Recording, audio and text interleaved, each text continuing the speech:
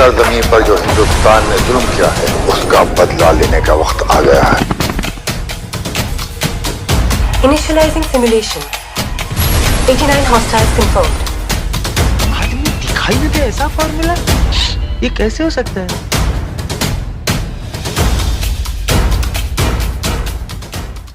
Parallel universe में क्या देखा चिट्टी ने? पैरेलल यूनिवर्स में किसका दबदबा है?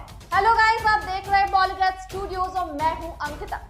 अब तक की कहानी में आपने देखा था कि कैसे चिट्टी से रोबो पहुंच गया है पोर्टल के उस पैरेलल यूनिवर्स में, और दूसरी तरफ पोर्टल के स्टेबल करने की कोशिश में लगे हैं नीला और वाशीगरन। पैरेलल यूनिवर्स के उस पार जब चिट्टी पहुंचता है तो कुछ और ही नजर आता है। दूर दूर तक किसी भी इंसान का निशान भी नहीं होता, ना सिर्फ इंसान बल्कि कोई जानवर या पेड़ भी नहीं दिखते। सभी जगह एक खौफनाक सन्नाटा रहता है, हर तरफ सिर्फ मेटल्स ही दिखाई दे रहे हैं। तब चिट्टी को लगता है कि यहाँ कोई वॉर हुआ था, पर क्योंकि एक पैरेलल यूनिवर्स है इसलिए चिट्टी कुछ भी डिसाइड करने से पहले आगे और भी एक्सप्लोर करना चाहता है। आगे बढ़ने पर उसे उस सुनसान इलाके में कुछ रोबोट्स जंक को कलेक्ट करते हुए दिखते हैं। जंक यानी कि मेटल के कबाड़। हालांकि ये रोबोट्स काफी एडवांस थे, उनकी दुनिया से बेहद अलग। चिट्टी अपने विजुअल स्कैन के थ्रू उन रोबोट्स को स्कैन करता है और उसे पता चलता है कि पैरेलल यूनिवर्स का समय उसकी दुनिया ही जैसा है और ये रोबोट्स 8 साल पहले ही मैन्युफैक्चर्ड हुए थे। आगे उसे एक रोबोट 2.0 यानी कि एविल चिट्टी का रोबो वर्जन दिखाई देता है। चिट्टी उसे देखकर छुप जाता है।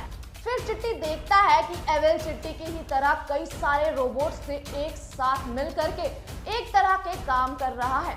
ऐसा लग रहा है कि मानो इंसान की जगह रोबोट्स ने ले ली हो।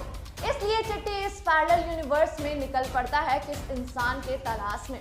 वो सिग्नल ट्रांसमीटर के थ्रू वाशीगरन को पैरेलल यूनिवर्स से इस नजारे के बारे में बताता है और फिर निकल पड़ता है इस रोबोटिक दुनिया में किसी इंसान के वजूद की खोज में। सब तरफ एविल रोबोट्स की ही सेना है।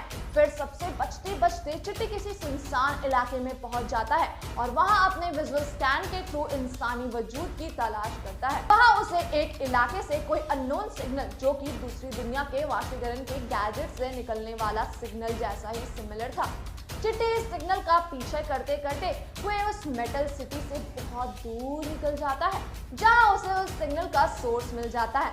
वो सोर्स कहीं और से नहीं बल्कि वाशीगरन के ट्रांसमिशन डिवाइस से ही आ रहा था, यानी इस पैरेलल का वाशीगरन आसपास ही है। चिट्टी हर तरफ देखता है पर वाशीगरन का कोई भी नामो निशान उसे वहां नहीं दिखता।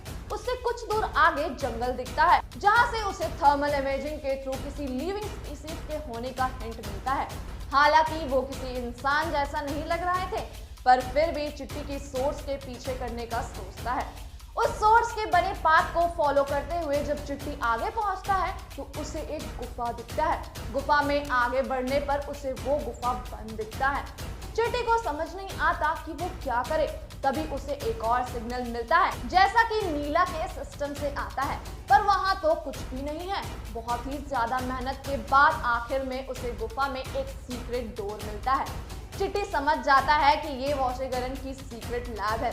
आगे बढ़ने पर उसे बहुत बड़ा डोर मिलता है, जो कि हाईली पैक्ड है और उसमें सिक्योरिटी कोड लगा हुआ है।